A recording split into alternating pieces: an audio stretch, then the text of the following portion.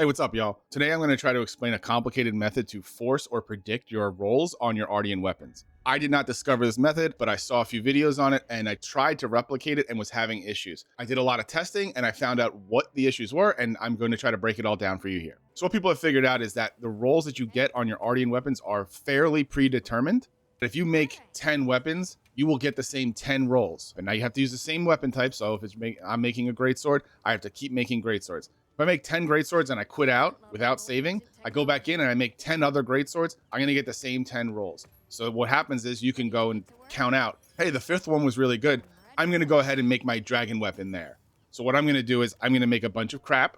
And then when I get to number 5, I'm going to use all my dragon materials. The problem is I was using a bunch of crap. And when I use the dragon materials, it becomes an elemental weapon, which has different properties potentially. So I can have elemental boost on that, but I can't have elemental boost on a weapon that's pure raw. So what was happening and what I've determined is that those weapon properties will still follow the pattern, but they follow two different paths. It depends on the type of weapon you're making. So you can't just go in blindly making 12 weapons and then discover that the 8th weapon is the one you want. So there's a set of predetermined roles for your raw weapons, and there's a set of predetermined roles for your elemental weapons.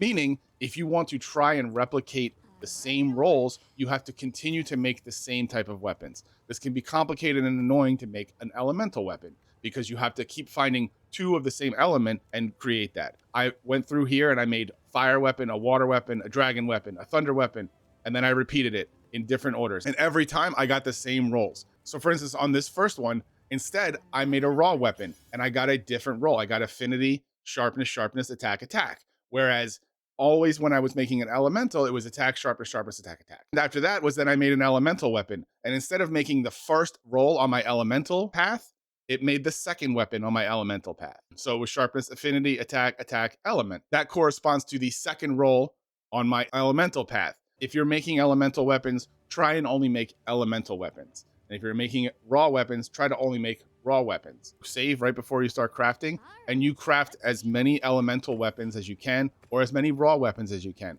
whichever weapon is your goal at the end. And then count how many times it takes to get to exactly what you want. This is going to be difficult with elemental weapons because you need 2 of a type, so it's going to take some Wyvernian melding or a lot of farming. This is still a decent amount of work, but if you're in my situation where you're trying to make a dragon weapon and you really only have like 4 or 5 dragon parts, this is taking away some of the grind on that. But I would do 3 weapons, and then if none of them were a good roll, I would save it there and restart my count. So that when I have to remake that weapon, I'm only making 3 instead of 15 or 20, which it can get that high. That's all for the video. Thanks a lot. See ya.